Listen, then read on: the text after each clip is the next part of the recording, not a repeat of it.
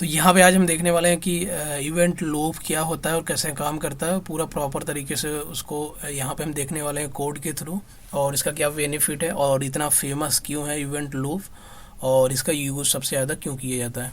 तो सबसे पहले कि इवेंट लूप होता क्या है उसको हम जानेंगे। Event loop is JavaScript in a mechanism, एक मैकेनिज्म होती है through which the calls waiting for the execution, जो कॉल्स वेट कर रहे होते हैं इन द एग्जीक्यूशन में in the callback queue या job queue can be put on the call stack, उसे कॉल स्टैक में for any event from the callback queue और job queue come to call stack will have to empty.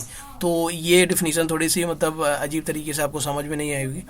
उसका definition क्या है, तो हमने यहाँ पे दो फंक्शन डिफाइन किए हैं, तीन दफा। सबसे पहले हमने एक फंक्शन लिखा कॉन्स फन टू के नाम से, और यहाँ पे एरो फंक्शन से हमने एक डिफाइन किया है। फिर उसके अंदर हमने एक सेट टाइम आउट यूज किया है, और 3 मिली सेकेंड का यहाँ पे होने वाला है। तो ये जो कंसोल डॉट लॉग है 3 मिली सेकेंड के बाद रन होके इसका आउटपुट आएगा। और उसके बाद जो कॉन्स फन वन है उसके अंदर हमने कंसोल किया है फन वन इज स्टार्टिंग, उसके बाद हमने फंक्शन फन टू को फन वन के अंदर कॉल किया है, और उसके बाद हमने फिर console dot log fun one is ending यहाँ पे किया है, और लास्ट में सबसे बाद में क्या किया हमने फन वन को कॉल किया है। तो सबसे पहले यहाँ पे देखते हैं कि इसका आउटपुट किस हिसाब से आता है और इवेंट लूप कैसे यहाँ पे काम करता है। तो जैसे हम इसको रन करते हैं, और रन करने के बाद हम यहाँ पे देखते हैं इसका जो आउटपुट यहाँ पे अभी देखने को मिल रहा है। एक बार फिर से इसका आउटपुट देखते हैं, इसको एक बार सेव करते हैं। सेव करने के बाद इसको रन करते हैं, बेसिकली इसका आउटपुट क्या आता है। तो यहाँ पे आप देख रहे हैं आउटपुट अभी फन वन इज स्टार्टिंग और फन वन इज एंडिंग, उसके बाद fun two is starting. 3 millisecond के बाद फन टू इज स्टार्टिंग यहाँ पे देखने को मिल रहा है, क्योंकि हमने यहाँ पे सेट टाइम आउट यूज किया है, और वेब एपीआई का पार्ट होता है सेट टाइम आउट। और ये जो पॉसिबल हो पा रहा है इवेंट लूप की वजह से पॉसिबल हो पा रहा है, क्योंकि एसिंक्रोनस और सिंक्रोनस एक वो होता है। ऐसे सिंक्रोनस का मतलब होता है जब भी कोई कोड रन होता है तो वो लाइन बाय लाइन रन होता है। ऐसा नहीं है जैसे बीच में वो लाइन बाय लाइन का मतलब ये है कि जैसे कोई काम अगर हो रहा है तो जब वो काम कंप्लीट हो जाएगा उसके बाद ही दूसरा काम कंप्लीट होगा, ऐसा नहीं है। जैसे किसी फंक्शन पे हमने सेट टाइम आउट लगा दिया है और वो कुछ समय के बाद वहाँ पे एग्जीक्यूट हो रहा है, तो जो दूसरा फंक्शन है वो वेट करेगा जब वो पहला जितने टाइम के लिए रुक रहा है उसके बाद एग्जीक्यूट हो रहा है, फिर वो जाके कॉल होगा। ये सिंक्रोनस में होता है। बट जब भी हम एसिंक्रोनस की बात करते हैं, एसिंक्रोनस में क्या होता है, वेट नहीं करना पड़ता है। जैसे अगर किसी फंक्शन पे सेट टाइम आउट लगा हुआ है तो वो क्या करता है, बैकग्राउंड में वो काम करता रहता है, चलता रहता है, और जो दूसरा फंक्शन है वो वेट नहीं करता है, वो भी अपना काम करता रहता है। जैसे ही वो उसका टाइम कंप्लीट होता है, सेट टाइम आउट जितने भी मिली सेकेंड के लिए किया गया है वैसे ही वो एग्जीक्यूट हो जाता है। तो ये सिंक्रोनस फंक्शन काफ़ी इसका यही एडवांटेज है। अगर कोई दूसरा काम है वो हो रहा है तो वेट नहीं करना पड़ेगा, सारे काम पैरेलली होंगे, एक साथ में होंगे, कोई एक वेट नहीं करना पड़ेगा। तो इसका बेनिफिट यही है, और हम देखते हैं कि ये किस प्रकार से इवेंट लूप यहाँ पे काम कर रहा है, उसका प्रोसेस क्या है उसको भी समझेंगे एक यहाँ पे। तो आप यहाँ पे देख सकते हो जो इवेंट लूप काम करता है वो उसका बेसिकली काम क्या है। यहाँ पे कॉल बैक क्यू क्या है, कॉल स्टैक क्या होता है, वेब एपीआईज क्या होता है। वेब एपीआईज में ही सेट टाइम आउट और डॉम और फिच ये सारी चीज़ें आती हैं। और यहाँ पे कॉल बैक क्यू आप सबको पता होगा क्यू क्या होता है। क्यू में जो पहले आता है फर्स्ट इन फर्स्ट आउट होता है, ऑन क्लिक ऑन लोड और वन डन यहाँ पे। और कॉल स्टैक क्या होता है, जब भी कोई फंक्शन एग्जीक्यूट करता है, जो भी फंक्शन काम करता है तो वो कॉल स्टैक में जाता है, उसका कॉल स्टैक में एग्जीक्यूशन क्रिएट होता है और वो कॉल होता है। उसके बाद कॉल होने के बाद जब वो कंसोल हो जाता है उसका आउटपुट आ जाता है, शो हो जाता है, फिर वो यहाँ से कॉल स्टैक से एम्प्टी हो जाता है। मतलब फर्स्ट इन लास्ट आउट या लास्ट इन फर्स्ट आउट होता है यहाँ पे। तो उसको हम देखेंगे यहाँ पे JS विजुअलाइजर के द्वारा। तो यही जो सेम फंक्शन मैंने वहाँ पे किया था कॉन्स फन टू को यहाँ पे एरो फंक्शन के द्वारा कॉल बैक फंक्शन, यहाँ से टाइम आउट सेम चीज़ें। तो यहाँ पे हम देखने वाले हैं कैसे काम करेगा। तो यहाँ पे इसको रन करते हैं और यहाँ पे आपको पूरा प्रोसेस अच्छी तरीके से दिखेगा। हमने यहाँ पे इसको रन कर दिया है और रन करने के बाद हम देखेंगे कि कैसे यहाँ पे काम कर रहा है। सो यहाँ पे आ गया कि स्टेप बाय स्टेप भी आप दिखा सकते हो या ऑटो स्टेप भी कर सकते हो, तो ऑटोमेटिक ये चलेगा अपने अकॉर्डिंग। तो सबसे पहले हम पहले स्टेप देखते हैं। जैसे स्टेप 1, जैसे स्टेप पे क्लिक किया तो आप यहाँ पे देख सकते हो यहाँ पे कुछ कलर इसका चेंज हो गया है। तो जब हमने fun1 को कॉल किया तो fun1 को हमने जहाँ पे डिफाइन किया है उस पर फटाक से ये पहुँच गया है और ये कॉल स्टैक में आ गया है, क्योंकि हम fun1 को कॉल कर रहे हैं। तो fun1 को जब हम कॉल कर रहे हैं तो इसका कॉल स्टैक में एक एग्जीक्यूशन बन गया है। और एनोनिमस का मतलब ये होता है, जैसे जब भी हम कोई फंक्शन बनाते हैं, एक नॉर्मल फंक्शन होता है, एक एनोनिमस फंक्शन होता है जिसमें हम उसको किसी वेरिएबल के अंदर स्टोर करते हैं, उसका पर्टिकुलर कोई नाम नहीं। जैसे अगर यहाँ पे देखें कॉन्स्ट fun1 को, ये भी एक फंक्शन ही है और बिना नाम का फंक्शन है और इसको हमने एक वेरिएबल fun1 के अंदर स्टोर कर रखा है, तो उसे एनोनिमस फंक्शन बोलते हैं। तो यहाँ पे कॉल हो गया और ये सबसे पहले क्या हुआ कि अब यहाँ पे आ गया हमारा पॉइंटर, यहाँ पे आ गया fun1 पे आने के बाद ये सबसे पहले जाएगा तो पहली लाइन पे पहुँचेगा console.log fun1 इज स्टार्टिंग।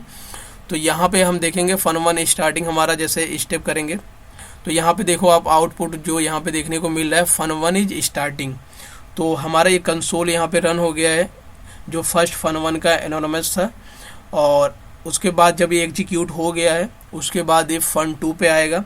और जब fun2 एक फंक्शन है, हमने फंक्शन को यहाँ पे कॉल किया है तो यहाँ पे इसको कॉल करेगा जैसे हम स्टेप पे करेंगे जो इसके बाद स्टेप है। तो ये देखो जो fun2 को कॉल कर दिया और जो हमारा पॉइंटर था अब fun2 को जहाँ भी हमने डिफाइन किया है, जहाँ भी हमने बनाया है फंक्शन को, वहाँ पे हमारा पॉइंटर पहुँच गया है। इसका कलर भी यहाँ पे आप देख सकते हो और यहाँ पे कॉल स्टैक में ये आके स्टोर हो गया। और जब तक इसका आउटपुट नहीं दिखेगा ये रहेगा कॉल स्टैक में, जैसे आउटपुट दिख जाएगा कॉल स्टैक से हट जाएगा, एम्प्टी हो जाएगा। तो यहाँ पे आ गया। अब यहाँ पे आने के बाद यहाँ पे देखेगा कि यहाँ पे सेट टाइम आउट नाम का एक वो लगाया है हमने फंक्शन और 3 मिली सेकेंड का होने वाला है। तो ये आफ्टर 3 मिली सेकेंड के बाद एग्जीक्यूट होने वाला है। तो आफ्टर 3 मिली सेकेंड के बाद ये एग्जीक्यूट होगा और ये बैकग्राउंड में चलता रहेगा। जैसे हम यहाँ पे स्टेप पे करेंगे तो मैंने जैसे स्टेप पे किया, आप यहाँ पे देख सकते हो जो एनोनिमस फंक्शन है वो टास्क क्यू में जाके स्टोर हो गया है। तो टास्क क्यू में जाके स्टोर होने का मतलब क्या है कि ये जो टास्क क्यू है इसके अंदर जाके स्टोर हो गया है। इसका मतलब ये है जो सेट टाइम आउट का फंक्शन है ये रुका नहीं है, ये जो टास्क क्यू का इन्वायरमेंट है उसमें जाके स्टोर है, ये काम कर रहा है, बैकग्राउंड में चल रहा है। जैसे ही 3 मिली सेकेंड कम्प्लीट होंगे वैसे ही ये कॉल स्टैक में आके एग्जीक्यूट हो जाएगा, तो यहाँ पे रहेगा। तो यहाँ पे आप देखो जैसे मैं स्टेप पे करूँगा तो यहाँ से जो ये था, क्योंकि हमने क्या किया कॉल स्टैक से अब जो fun2 का एनोनिमस फंक्शन था वो यहाँ से हट जाएगा, एम्प्टी हो जाएगा, क्योंकि जो उसका आउटपुट था, जो उसका वर्किंग था, हमने यहाँ पे उसे कर दिया है, कंसोल कर दिया है। तो वो टास्क क्यू में जाके वहाँ पे आप अपना वर्क कर रहा है तो यहाँ से हट जाएगा। तो नेक्स्ट स्टेप पे जैसे हम करेंगे तो यहाँ पे आप देखो fun1 इज एंडिंग। तो हमने fun2 को यहाँ पे कॉल किया था, उसके बाद जो नेक्स्ट लाइन थी जो हमारा पॉइंटर था यहाँ पे console.log पे f1 इज एंडिंग पे आया था कंसोल। उसके पहले fun1 हमारा काम चल रहा है बैकग्राउंड में, ऐसा नहीं है कि वो रुक गया या उसको एग्जीक्यूट हमने कर दिया है, लेकिन उस पर एक ऐसे टाइम आउट टाइमर लगा हुआ है, 3 मिली सेकेंड के बाद एग्जीक्यूट होगा, वो टास्क क्यू में जाके स्टोर होके काम बैकग्राउंड में चल रहा है। तो उसके बाद जो कंसोल था f1 इज एंडिंग, तो fun1 is starting, fun1 is ending आ चुका है। अब क्या बचा हुआ है, जो यहाँ पे टास्क क्यू में है वो अभी हमारा क्या हुआ है यहाँ पे बचा हुआ है। और इवेंट लूप आप यहाँ देख सकते हो।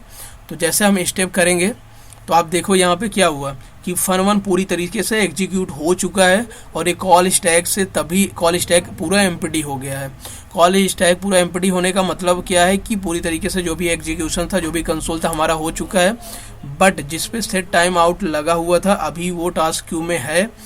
तो अब इवेंट लूप क्या करेगा, इवेंट लूप का काम क्या है, जैसे टास्क क्यू में जो हमारा फंक्शन अभी जिसपे सेट टाइम आउट लगा हुआ है वो टास्क क्यू से इवेंट लूप क्या करेगा, उसको कॉल स्टैक में लाएगा जैसे ही वो 3 मिली सेकेंड उसका कंप्लीट हो जाएगा। तो यहाँ पे देखो इवेलुएटर स्क्रिप्ट हो चुकी है, run A task select the oldest task.